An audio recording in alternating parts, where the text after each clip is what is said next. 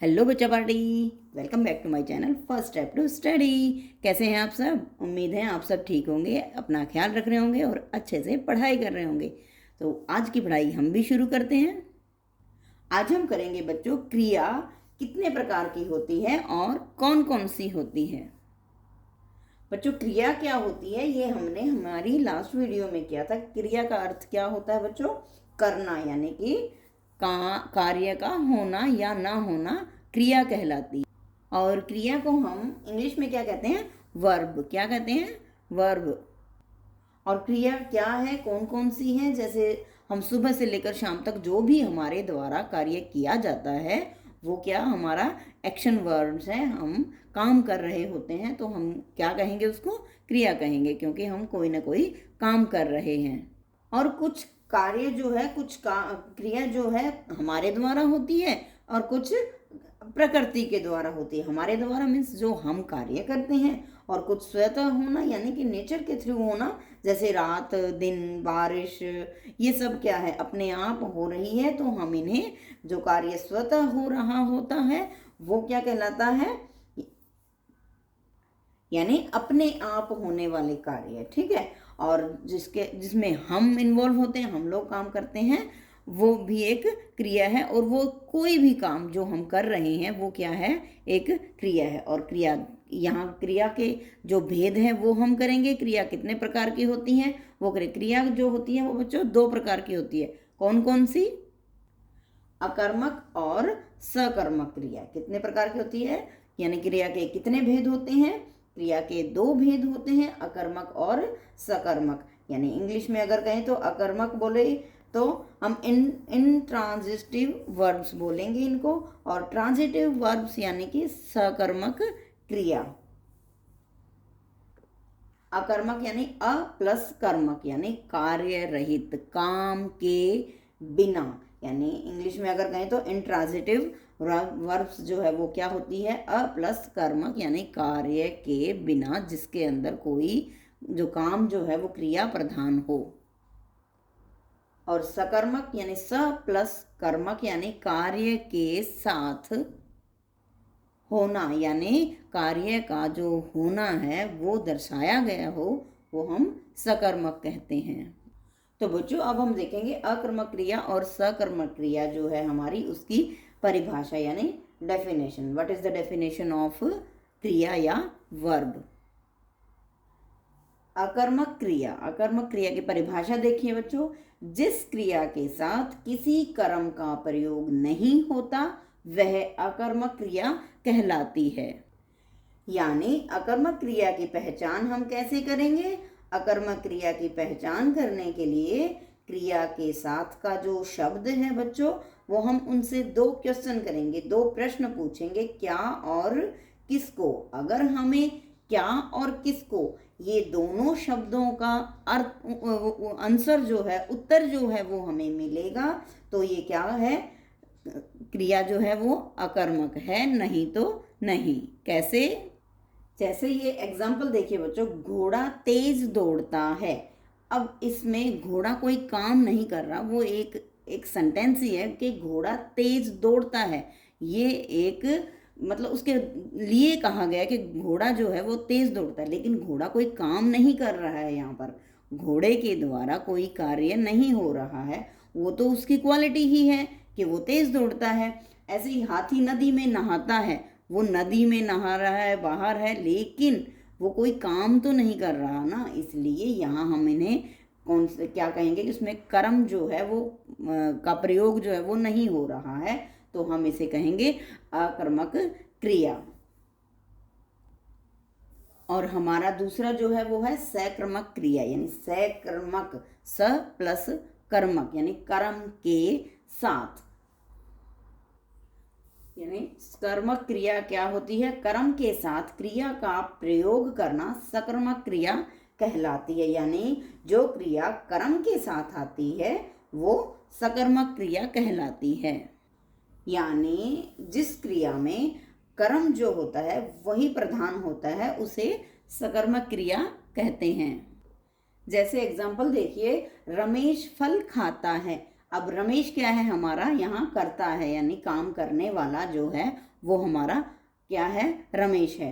फल खाता, काम क्या कर रहा है, रमेश के द्वारा क्या काम किया जा रहा है, फल खाया जा रहा है। यानी कि यहाँ हमें इन दोनों ही प्रश्नों के उत्तर जो है वो मिल रहे हैं, वो क्या है, सकर्मक क्रिया है। दूसरा देखिए बच्चों, वीणा गीत गा रही है। अब इसमें वीणा जो है वो हमारा सब्जेक्ट है, यानी कि हमारा कर्ता है। गीत गा रही है, गीत क्या मतलब उसके द्वारा क्या है, गाना जो गीत है वो गाया जा रहा है, सॉन्ग।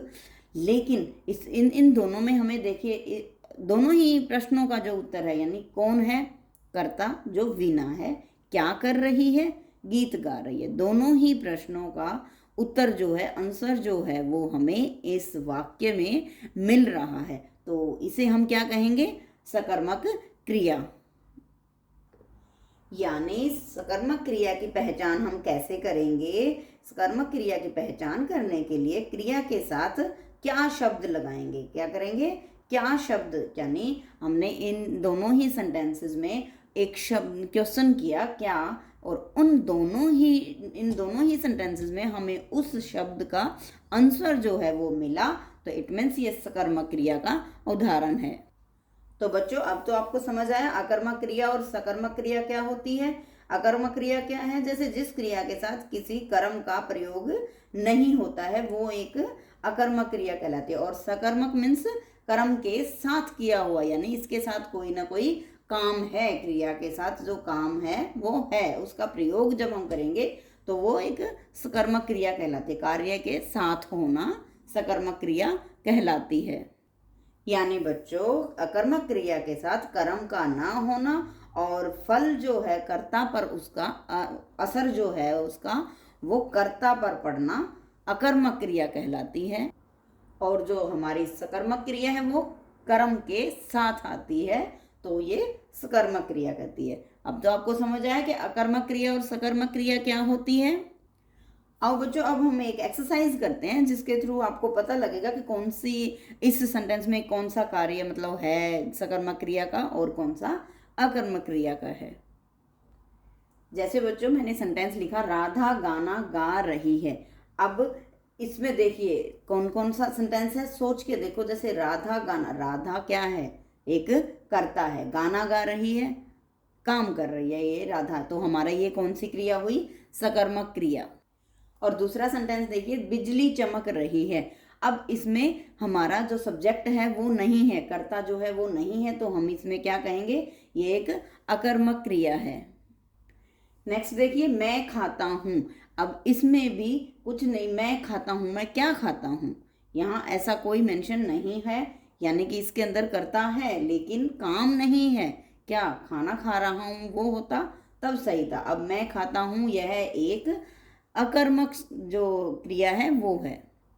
और मैं खाना खाता हूँ अब आ गया, यानी कि अब इसमें कर्ता भी है मैं, यानी कि मैं ये करता है, खाना खाता, खाना खाना भी आ गया, तो यह एक सकर्मक क्रिया है।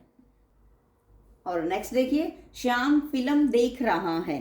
अब श्याम हमारा कर्ता है, क्या कर रहा है, काम क्या कर रहा है, फिल्म देख रहा है, मीन्स इसके अंदर कर्ता भी है और कर्म भी है। इसका क्या है, ये हमारा सकर्मक क्रिया है। तो बच्चों अब तो आपको समझ आया सकर्मक क्रिया और अकर्मक क्रिया किसे कहते हैं। सकर्मक क्रिया किसे कहते हैं, सकर्मक का मतलब जो है वो है कि कर्म के साथ, यानी कर्म जो हमारा क्रिया है, क्रिया का प्रभाव जो है कर्ता पर न पड़कर कर्म पर पड़ता है, उसे हम सकर्मक क्रिया कहते हैं। और अकर्मक क्रिया का क्या मतलब होता है बच्चों, कर्म के बिना, कर्म के बगैर, यानी उसके बिना का, कर्म का ना होना। जिन क्रियाओं को कर्म की जरूरत नहीं पड़ती या जो क्रिया प्रश्न पूछने पर कोई उत्तर नहीं देती है, उसे क्या कहते हैं, अकर्मक क्रिया कहते हैं। तो बच्चों आज की वीडियो जो हमारी क्रिया पर थी, यानी क्रिया कितने प्रकार की होती है, क्रिया कितने प्रकार की होती है बच्चों, क्रिया 2 प्रकार की होती है। कौन सी, अकर्मक और सकर्मक क्रिया। और अकर्मक क्रिया कौन सी होती है, जिस क्रिया के साथ किसी कर्म का प्रयोग नहीं होता है, वह अकर्मक क्रिया जो है वो कहलाती है। यानी अकर्मक क्रिया में कर्म जो है वो नहीं होता है, उसे क्या कहते हैं? अकर्मक क्रिया। और सकर्मक क्रिया क्या होती है? कर्म के साथ क्रिया का प्रयोग करना कर्मक क्रिया, यानी कर्म के साथ, यानी कार्य भी हो रहा हो उसमें, वो क्या कहलाती है? सकर्मक क्रिया कहलाते हैं। और सकर्मक और अकर्मक क्रिया में अंतर क्या होता है या उनकी पहचान हम कैसे करेंगे? क्रिया से अकर्मक और सकर्मक की क्रिया पहचान करने के लिए हम क्रिया से 2 प्रश्न पूछते हैं। क्या? कौन कौन से क्वेश्चन होते हैं वो? क्या और किसको? अगर इन दोनों ही प्रश्नों का उत्तर जो हमें मिलता है वो हम क्या कहते हैं? जैसे उस इनमें देखिए तो कि क्या और किसको, दोनों ही प्रश्नों का आंसर, जो क्वेश्चंस के आंसर्स जो हैं वो हमें मिल रहे हैं, तो इन्हें हम क्या कहेंगे? सकर्मक क्रिया। यानी जब हम क्रिया से प्रश्न पूछ रहे हैं तो हमें अगर उत्तर मिल जाता है तो सकर्मक क्रिया, और नहीं मिलता तो अकर्मक क्रिया कहते हैं। तो बच्चों, हमारा क्रिया यानी कि क्रिया कितने प्रकार की होती है, ये क्वेश्चंस आज हमने किया। ये चैप्टर आज यहीं समाप्त होता है। तो बच्चों, मिलते हैं नेक्स्ट चैप्टर के साथ किसी और वीडियो में। Till then, bye bye.